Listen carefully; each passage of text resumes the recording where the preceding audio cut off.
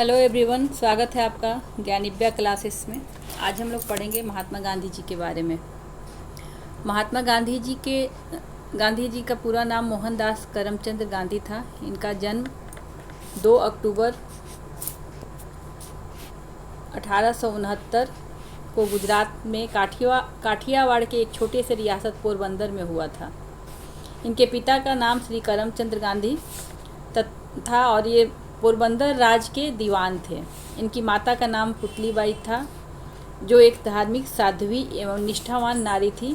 13 वर्ष की आयु में महात्मा गांधी जी का विवाह कस्तूरबा गांधी के साथ हुआ। 1887 में इन्होंने मैट्रिक की परीक्षा पास कर कानून के अध्ययन के लिए इंग्लैंड चले गए।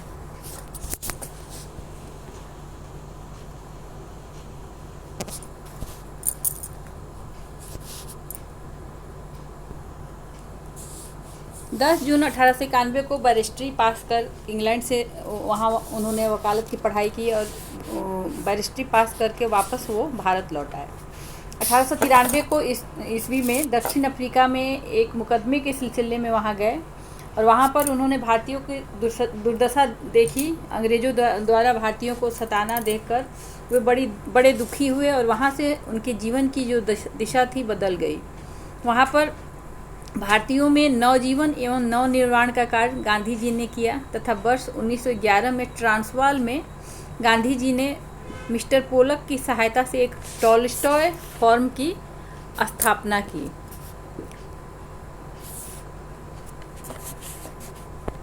उन्नीस में भारतीय राजनीति में ये कूदे आए।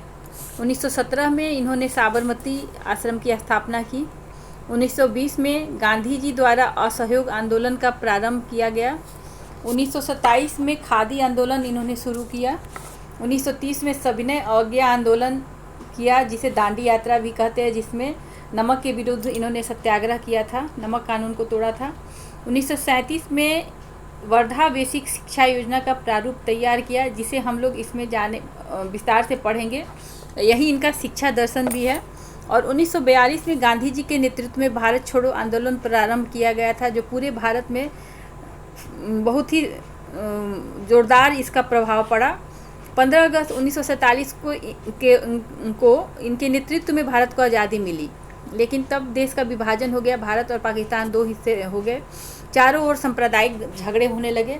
इन दंगों को रोकने के लिए गांधी जी ने अथक प्रयास किया, पुनः सत्याग्रह किया, अनशन किया, लेकिन इनका यह विचार उस समय कुछ प्रभावी नहीं रहा और 30 जनवरी 1948 को नाथूराम गोडसे नामक व्यक्ति ने इन्हें गोली मारकर इनकी हत्या कर दी। अभी हम लोग पढ़ेंगे गांधी जी का जीवन का दर्शन क्या था। गांधी जी एक आदर्शवादी, प्रयोजनवादी, प्रकृतिवादी सभी में आस्था रखते थे। ये भगवान का आत्मा, मानवीय और सामाजिक मूल्यों तथा समानता और भाईचारे एवं मानववाद में भी विश्वास रखते थे। इन्होंने चरित्र निर्माण, सहयोग, एकता, सादगी, उच्च विचार, सत्य, प्रेम और राष्ट्रीय उत्थान पर निरंतर बल दिया है। इनके दर्शन के 4 स्तंभ थे: सत्य, अहिंसा, निर्भयता और सत्याग्रह। सत्य से उनका अर्थ था कि सर्वोच्च मानव मूल्य जो मन से, वचन से, कर्म से पालन करना। अहिंसा मतलब हिंसा का कोई सहारा नहीं लेना और बिना हिंसा का सहारा लिए दूसरे को परिवर्तित कर देना। निर्भयता दमन के विरुद्ध आवाज़ उठाना, डरना नहीं, जो भी सही है उसके लिए डिगे रहना। सत्याग्रह सत्य को दृढ़तापूर्वक पालन करके अहिंसात्मक ढंग से अपनी मांगों को पूरा करवाना, ये इनका सत्याग्रह था। गांधी जी के जीवन दर्शन का यह बहुत ही बहुमूल्य पक्ष था। इनके सत्य के लिए आग्रह था। सत्याग्रह का तात्पर्य जीवन के प्रत्येक परिस्थिति में व्यक्ति सत्य की दिशा में किए गए निर्णय पर अडिग रहे, चाहे कुछ भी हो, वो सत्य से हटे नहीं। जो व्यक्ति सत्य पर अडिग रहता है वह जीवन में सफलता की ओर उन्मुख होता है। उन्होंने सत्याग्रह के अर्थ को स्पष्ट करते हुए भी कहा था कि सत्य का अर्थ है झूठ के परे और सत्याग्रह का अर्थ है सत्य का बल दृढ़ अवलंबन के साथ निभाना। गांधी जी के अनुसार शिक्षा का अर्थ। गांधी जी ने राजनीति, समाज सुधार, सत्य और अहिंसा के क्षेत्रों में अति महान सफलताएं प्राप्त की और कार्य भी किया। इसके कारण इसके कारण उनका शिक्षा सिद्धांत और व्यवहार की दी जाने वाली उनकी देन भी बहुत प्रासंगिक है। वास्तव में शैक्षिक विचारों में उनका स्थान अति श्रेष्ठ है। उन्होंने अपने जीवन के प्रारंभ में ये अनुभव कर लिया था कि भारतीय समाज, राजनीतिक, आर्थिक और नैतिक प्रगति के आधार शिक्षा ही है। गांधी जी का शिक्षा के अर्थ था कि उनका अर्थ था कि शिक्षा से मेरा तात्पर्य बालक एवं मनुष्य के शरीर, मन तथा आत्मा का उत्कृष्ट एवं सर्वांगीण विकास से है। उनका कहना था कि साक्षरता न तो किसी स्त्री के लिए है न किसी पुरुष के लिए, बल्कि उसे शिक्षित करने की एक साधन है। साक्षरता स्वयं शिक्षा नहीं कहा जा सकती। गांधी जी के अनुसार शिक्षा के द्वारा बालक में सत्यम, शिवम, सुंदरम और विश्व बंधुत्ववादी भावनाओं का विकास करना चाहिए तथा ऐसे नागरिक उत्पन्न करना चाहिए जो स्वावलंबी हो और आत्माभिमानी हो और संयमी भी हो, ताकि वह देश के विकास में सहायक हो सके। गांधी जी के शिक्षा के आधारभूत सिद्धांत। उनके शिक्षा के कुछ महत्वपूर्ण सिद्धांत थे, जैसे गांधी जी शिक्षा द्वारा व्यक्ति के मन, शरीर, आत्मा का पूर्ण विकास करना आवश्यक समझते थे। गांधी जी ने शिक्षा को अच्छा बताया जो हमें सैद्धांतिक ज्ञान के साथ साथ व्यवहारिक क्षमता दे सके, वही शिक्षा उनके लिए सबसे अच्छा था। शिक्षा द्वारा बालक में शारीरिक, मानसिक, चारित्रिक क्षमताओं का विकास किया जा सके। शिक्षा को बालक बालिकाओं में निहित समस्त मानवीय गुणों का विकास करना चाहिए। उन्होंने 7 से 14 वर्ष के बालकों की निःशुल्क शिक्षा तथा अनिवार्य शिक्षा की बात की।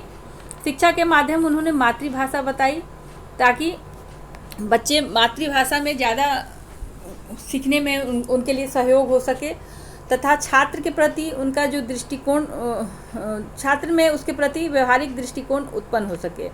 शिक्षा ऐसी हो जिसे प्राप्त करके बालक किसी न किसी व्यवसाय में लग जाए, इसलिए वो व्यावसायिक शिक्षा पे, शिल्प आधारित शिक्षा पे उन्होंने ज़्यादा जोर दिया।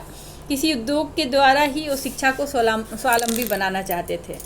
बालक की शिक्षा किसी लाभप्रद हस्तकला या दस्तकारी से प्रारंभ हो, ऐसा उन्होंने कहा, जिससे वह अपनी भावी जीवन में उसका सहायता लेकर अपनी आर्थिक आवश्यकताओं को भी पूरी कर सके और शिक्षित भी हो सके। स्कूल, उन्होंने कहा कि स्कूल ऐसा होना चाहिए जहां बालक अनेक प्रकार के प्रयोग द्वारा नई नई खोज करता रहे। बालकों में बंधुत्व, सहयोग और समाज सेवा की भावना पैदा की जाने वाली शिक्षा दी जानी चाहिए। शिक्षा बालक के व्यक्तिगत, शारीरिक, हृदय, मस्तिष्क और आत्मा का पूर्ण विकास करे, ऐसी शिक्षा हो तथा मानव जाति का उससे उन्नयन हो। गांधी जी के शिक्षा के उद्देश्य। गांधी जी के शिक्षा के 2 उद्देश्य थे, एक तत्कालिक और एक अंतिम। उन्होंने शिक्षा को विभिन्न दृष्टिकोण से देखते हुए दोनों उद्देश्य बताए।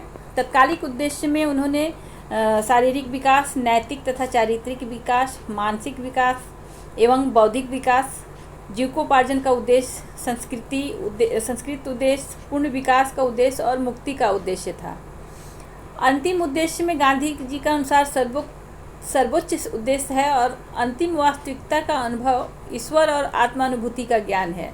अर्थात ईश्वर को प्राप्त करने की जो ज्ञान होता है वो अंतिम उद्देश्य है। इस उद्देश्य के अनुसार शिक्षा ऐसी होनी चाहिए जिससे व्यक्ति अपने अंतिम वास्तविकता को पहचान सके, अपने आप को पहचान सके, इस दुनिया के वास्तविकता को पहचान सके कि यह शरीर नश्वर है, जो भी है सब ईश्वर में विलीन हो जाएगा। इसलिए गांधी जी ने शिक्षा का चरम उद्देश्य का वास्तविकता का अनुभव ईश्वर एवं आत्मज्ञान द्वारा मानते थे। इस उद्देश्य के पूर्ति के लिए उन्होंने चरित्र निर्माण को आवश्यक माना था। इनका यह विचार स्वामी विवेकानंद के शैक्षिक विचार के से भी मिलता है।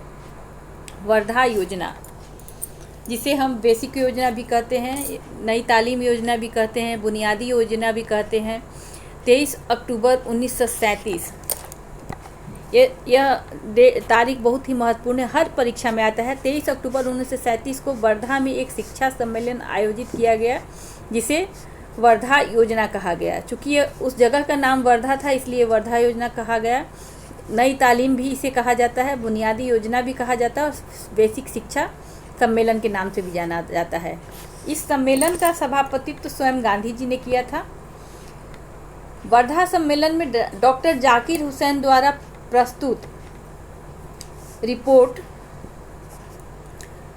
के अनुसार बेसिक शिक्षा हरिपुरा कांग्रेस अधिवेशन में स्वीकार की गई थी। बेसिक शिक्षा की जो रूपरेखा थी, 7 से 14 आयु के वर्ग के बच्चों के लिए अनिवार्य एवं निःशुल्क प्राथमिक शिक्षा की व्यवस्था की जानी चाहिए। शिक्षा के माध्यम इन्होंने मातृभाषा रखी थी। संपूर्ण शिक्षा किसी आधारभूत शिल्प अथवा उद्योग पर आधारित हो। गांधी जी की बेसिक शिक्षा का उद्देश्य था शिल्प से आधारित शिक्षा दिलवाना। शिल्प का चुनाव बच्चों की योग्यता और क्षेत्रीय आवश्यकताओं के आधार पर किया जाए। जिस क्षेत्र में जिस शिल्प का ज़्यादा बहुतायत है उस तरह की शिक्षा उन बच्चों को दिया जाए। बच्चों द्वारा निर्मित वस्तुओं का उपयोग हो जिससे आर्थिक लाभ लिया जाए, जिससे स्कूलों का व्यय पूरा हो सके। शिल्प की शिक्षा इस प्रकार दिया जाए कि बच्चे उसे अपना जीविकोपार्जन कर सके। शिल्प की शिक्षा में आर्थिक महत्व के साथ साथ सामाजिक एवं वैज्ञानिक महत्व का भी स्थान देना चाहिए। बेसिक शिक्षा के सिद्धांत। शिक्षा को अनिवार्य एवं निःशुल्क सिद्धांत, शिक्षा को आत्मनिर्भर बनाने का सिद्धांत, सत्य अहिंसा सर्वोदय का सिद्धांत, शिक्षा को जीवन से जोड़ने का सिद्धांत, शिक्षा का माध्यम मातृभाषा बनाने का सिद्धांत, शिक्षा को हस्त कौशलों पर केंद्रित करने का सिद्धांत और ज्ञान को एक इकाई के रूप में विकसित करने का सिद्धांत था। इसका उद्देश्य था, शिक्षा का अर्थ है बच्चों को आधारभूत ज्ञान एवं कौशल को प्रदान कर उन्हें सम्मानीय जीवन के लिए तैयार करना। इस हेतु बेसिक शिक्षा के निम्नलिखित उद्देश्य निर्धारित किए गए थे। शारीरिक विकास, मानसिक विकास, सर्वोदय समाज की विकास, ये बहुत ही महत्वपूर्ण है। गांधी जी ने एक सर्वोदय समाज की स्थापना की थी जहाँ पे सभी को बराबर रूप से उसके योग्यता के हिसाब से शिक्षा दी जाए। सांस्कृतिक विकास, चारित्रिक विकास एवं नैतिक विकास, व्यावसायिक शिक्षा, नागरिकता का विकास और आध्यात्मिक शिक्षा। पाठ्यक्रम। गांधी जी ने पाठ्यक्रम निर्धारण करने के निम्नलिखित सिद्धांत को ध्यान में रखा था। उपयोगिता का सिद्धांत, पाठ्यक्रम ऐसा हो जो उपयोगी हो। सहसंबंध का सिद्धांत, एक दूसरे से संबंधित हो। लचीलेपन का सिद्धांत। पाठ्यक्रम में उन्होंने हस्तकलाएं से जुड़ी शिक्षा के लिए उन्होंने बताया, जिसमें कटाई, बुनाई, कृषि, बागवानी, दफ्ती कागज, लकड़ी, चमड़ा, मिट्टी आदि के काम करना सिखाया जाए। भाषा में इन्होंने मातृभाषा, स्थानीय भाषा, हिंदुस्तान का कोई भी भाषा, हिंदी मिश्रित, उर्दू मिश्रित रूप आदि का प्रयोग पे इन्होंने बल दिया। गणित। गणित में अंकगणित, रेखा गणित, नाप जोख, सामाजिक अध्ययन में इतिहास, भूगोल, नागरिक शास्त्र, अर्थशास्त्र को सम्मिलित पाठ्यक्रम में स्थान दिया। सामान्य विज्ञान में प्रकृति का अध्ययन, जीव विज्ञान, वनस्पति विज्ञान, रसायन विज्ञान, शरीर तथा स्वास्थ्य विज्ञान, गृह विज्ञान। केवल बालिकाओं के लिए ललित कलाएं में संगीत और चित्रकला, शरीर में शिक्षा में व्यायाम, ड्रिल और खेलकूद और नैतिक और धार्मिक शिक्षा में प्रतिदिन प्रार्थना, उपदेश तथा सेवा कार्य को सम्मिलित किया था। शिक्षण की विधियाँ। गांधी जी द्वारा प्रतिपादित शिक्षण विधियाँ निम्नलिखित हैं, जिसमें क्रिया विधि, स्व अनुभव द्वारा सीखने की विधि, सहयोगी विधि, मौखिक विधि, चिंतन एवं मनन विधि और संगीत विधि को स्थान दिया था। गांधी जी ने शिक्षा के प्रति विभिन्न विचार प्रकट किए थे, जिसमें कुछ निम्नलिखित है। गांधी जी ने अपनी शिक्षा योजना में शिक्षक को छात्रों का मित्र, पथ प्रदर्शक और सहायक मानते थे। उन्होंने शिक्षक के व्यक्तित्व के अंतर्गत निम्न गुणों की कल्पना की है। शिक्षक को अपने विषय का पूर्ण ज्ञान होना चाहिए, जिससे वह अपने को प्रभावी बना सके। शिक्षक को छात्रों की मनोवैज्ञानिक समस्याओं से पूर्णतया परिचित होना चाहिए और उनका समाधान धैर्य के साथ करना चाहिए। शिक्षक के द्वारा छात्रों का स्वाध्याय हेतु अधिक से अधिक प्रोत्साहित करना चाहिए। उन्हें हमेशा मोटिवेट करते रहना चाहिए, ताकि छात्र जो भी कार्य कर रहे हैं उसे शौक से करे। शिक्षक के ऊपर छात्रों का इतना विश्वास होना चाहिए कि वह उसके समक्ष स्वयं की स्वतंत्रता अभिव्यक्त कर सके। शिक्षक को कड़क नहीं होना चाहिए, बल्कि मित्रवत व्यवहार करना चाहिए, ताकि छात्र कुछ भी अपना कठिनाई हो स्वतंत्रता पूर्वक शिक्षक से पूछ सके और अपनी कठिनाई को हल कर सके। शिक्षक का कार्य प्रणाली एवं व्यवहार चारित्रिक एवं नैतिक गुणों की परिधि में होना चाहिए। शिक्षक को छात्रों के व्यक्तित्व के सभी गुणों की पूर्ण जानकारी हो, साथ ही साथ उसे छात्रों की कमियों का भी ज्ञान होना चाहिए, जिससे वह उन्हें उचित मार्गदर्शन दे सके। छात्रों द्वारा पूछे गए प्रश्नों के उत्तर शिक्षक के द्वारा दिए जाने चाहिए, जिससे छात्रों का जिज्ञासा संतुष्ट हो सके। विद्यार्थियों के लिए उन्होंने कहा है कि उन्हें ब्रह्मचारी होना चाहिए, नियम, संयम और सदाचारी बनकर अपने कर्तव्य का निर्वाह करना चाहिए। उन्होंने विद्यार्थियों के लिए शारीरिक बल, आत्मबल, चरित्र बल, बुद्धि बल होना आवश्यक माना है, ताकि उनके द्वारा वह अपना सर्वांगीण विकास कर सके। व्यक्तिगत छात्र को अनुशासित, विनयी, उद्देश्य त्यागी, शांत एवं सहिष्णु होना चाहिए। शिक्षा के द्वारा छात्र को आत्मनिर्भर और इतना जागरूक बनाना चाहिए कि वह अपने अंतर श्रम को खोज कर सके। उन्हें यथोचित व्यक्तिगत स्वतंत्रता दी जानी चाहिए। विद्यालय और अनुशासन। गांधी जी के अनुसार विद्यालय का वातावरण प्रभावात्मक तथा प्रेरणादायक दोनों होना चाहिए।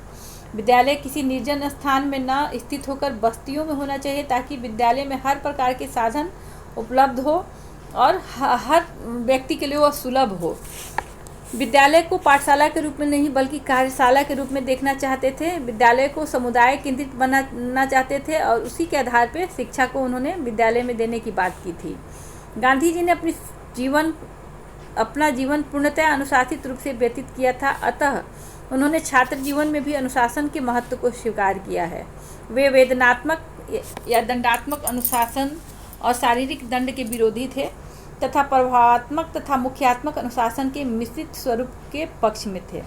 उनका मानना था कि छात्रों में अनुशासन लाने के लिए शिक्षक को भी व्यवहार, स्मृति और अनुशासित होना चाहिए, तभी छात्र अनुशासित हो पाएंगे। स्त्री शिक्षा। गांधी जी ने स्त्रियों के शिक्षा की भी बात की है। गांधी जी स्त्रियों को पुरुष के समान ही अवसर देने का बात समर्थन करते थे, लेकिन उनका मानना था कि दोनों के कार्य क्षेत्र भिन्न होने के कारण उनके पाठ्यक्रम में परिवर्तन किया जाना चाहिए। इसीलिए उन्होंने बालिकाओं के लिए गृह विज्ञान का विकल्प रखा था। प्रौढ़ शिक्षा। गांधी जी वयस्कों की कुपमंडुता और अज्ञानता को दूर करने के लिए शिक्षा देने के पक्ष में थे। जन शिक्षा। गांधी जी के अनुसार जन शिक्षा का तात्पर्य समाज के हर एक व्यक्ति को शिक्षित करने का अवसर मिले। धार्मिक शिक्षा। गांधी जी ने धार्मिक शिक्षा के लिए छात्रों में श्रद्धा, सुष्मिता, प्रेम, त्याग, सहानुभूति, अपनत्व और नैतिक मूल्यों को शिक्षा देने की बात की है, जो छात्रों को निष्काम कर आध्यात्मिक बनाए और राष्ट्रीय शिक्षा से अर्थ है राष्ट्रभाषा के माध्यम से शिक्षा देना और शिक्षा का प्रारूप ऐसा तैयार करना जिसमें कृषि तथा उद्योग धंधों को रखा जाए और उसका उद्देश्य शांतिपूर्ण ढंग से अहिंसात्मक क्रांति करना था। बेसिक शिक्षा के गुण और दोष। गांधी जी के बेसिक शिक्षा एक नज़र में तो आज के ज़माने के अनुसार से बहुत ही उपयोगी भी है। जैसे उन्होंने निःशुल्क शिक्षा की बात की थी, बालिकाओं के लिए शिक्षा की बात की थी, उन्होंने शिल्प आधारित शिक्षा की बात की थी। उसके आधार पर उनकी शिक्षा में कुछ गुण भी पाए गए हैं तो कुछ उनका दोष भी है।